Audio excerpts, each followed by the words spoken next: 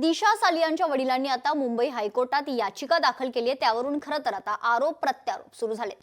त्यासोबत किशोरी पेडणेकर यांनी दिशाच्या आईवडिलांना धमकी दिल्याचाही आरोप त्यांनी आता केलेला आहे। मात्र 3 वर्षांपूर्वी 22 फेब्रुवारी 2022 ला जेव्हा किशोरी पेडणेकर दिशा सालियांच्या आईवडिलांना भेटायला गेल्या होत्या तेव्हा नेमकं काय झालं त्याचे व्हिडिओ लोकशाही मराठीकडे आहेत। आम्हाला शांततेत जगू द्या, तुम्हीही शांततेत जगा, आम्हाला त्रास देऊ नका असं दिशा सालियांचे आईवडील म्हणाले होते।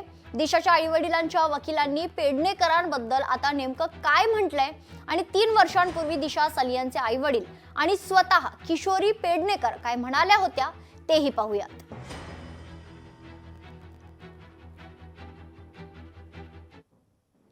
नितेश राणे आणि नारायण राणे साहेब हे दोघे पहिल्या दिवसापासून सांगत होते ये मर्डर है, ये गँगरेप है, नाव घेऊन सांगत होते आदित्य ठाकरे इन्व्हॉल्ड आहे। तर आता त्यांना चूप कसं करायचं म्हणून मग यांच्या घरी किशोरी पेडणेकर जातात। किशोरी पेडणेकर यांना सांगतात की हे बघा तुमच्या मुलीची बदनामी होते, मला फार वाईट वाटतंय, मग आपण असं करू त्याच्या अगेन्स्टमध्ये तुम्ही फक्त एक साईन करा, आम्ही बघून घेतो, कंप्लेंट पण आम्ही बनवून आणू। त्या लोकांनी कंप्लेंट बनवून आणली। चेंबूरवरून XYZ पर्सन तो कंप्लेंट ड्राफ्ट करून पाठवतो, यांची सही घेऊन जातो। गेल्या ताबडतोब FIR आज FIR दूसऱ्या दिवशी नारायण राणे नितेश राणे हाजिर हो DCP के ऑफिस में। सांगा काय पुरावा आहे तुमच्याकडे?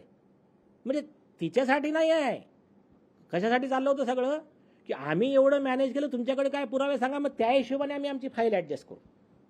माझी विनंती आहे सगळ्यांना हात जोडून, पॉलिटिक्स हे एका बाजूला राहू दे। ज्या फॅमिलीचा कशाशीच काही संबंध नाही त्या फॅमिलीला आपल्या डर्टी पॉलिटिक्समध्ये ओढणं आणि त्यांना तकलीफ देणं हे म्हणजे महाराष्ट्राचं जे आपण नागरिक आहोत देशाचे, असं नाही आहे। त्या केसशी कोणाचाच संबंध नाही।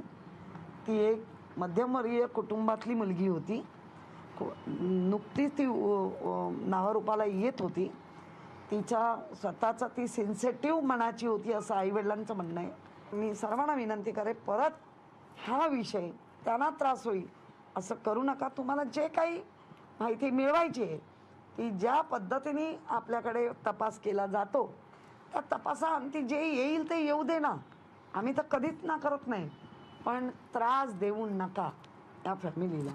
हमें अच्छा होएगा करके ये लोग हमें बदनाम कर रहे हैं, बच्ची को बदनाम कर रहे हैं, हमारे बच्ची को। वो गई उनका तकलीफ हम झेल रहे हैं, लेकिन ये लोग का क्या ये है हक है उनका हमें बदनाम करने का? किसको भी दूसरे को किसको भी बदनाम करने का हक नहीं है ना। तकलीफ अपना तकलीफ लिखा है और हमें अभी आगे परेशान मत कीजिए करके उतना लिखा हुआ है। ज़्यादातर भाजपा के जो नेता है नारायण राणे और उनके बेटे नितेश राणे, इनके द्वारा बार बार ये मुद्दा उपस्थित कर रहे, उनको इंडिविजुअल आप कुछ ये करेंगे, विनती करेंगे? उनको वही विनती करते हैं, हमें तकलीफ मत कीजिए। हम अपना बच्चे एकलौती बच्चे को खोया है। हमारा दर्द आपको समझ में नहीं आता शायद, लेकिन हमें ऐसा तकलीफ मत कीजिए करके मैं रिक्वेस्ट करती हूँ।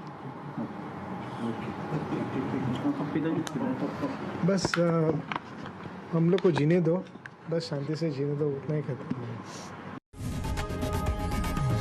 लोकशाही मराठी ऐका, पहा, जागरूक रहा।